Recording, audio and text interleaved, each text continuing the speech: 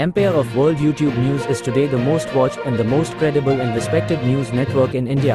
From the path-breaking, The World This Week, nominated as one of India's upcoming best, you are watching Empire of World. Cake काटकर होली मिलन समारोह मनाया गया। Bureau report. Bettiah. Yuva Jagran मंच के अध्यक्ष दीपेश सिंह ने आज रोटी बैंक बेतिया ट्रस्ट के सहयोग से होली मिलन समारोह मनाया। तारा निवास कमलनाथ नगर में, जिसमें शहर के सैकड़ों युवाओं ने भाग लिया, जिसमें मंच के अध्यक्ष दीपेश सिंह, रोटी बैंक के संस्थापक संजू गिरी के साथ साथ प्रमोद सिंह, अनिल मिश्रा, महेंद्र विजय, मंतू तिवारी, अमित तिवारी, नीरज सिंह, गौरव कुमार उर्फ बंटी, चारू पांडे तथा सैकड़ों युवाओं ने इस समारोह में शिरकत किया। और दीपेश सिंह ने होली पर संदेश देते हुए कहा कि होली मिलने जुलने और एक दूसरे के साथ प्यार बांटने और रंगों का त्योहार है, इसलिए आइए हम सब मिलकर एक दूसरे के साथ प्यार बांटें।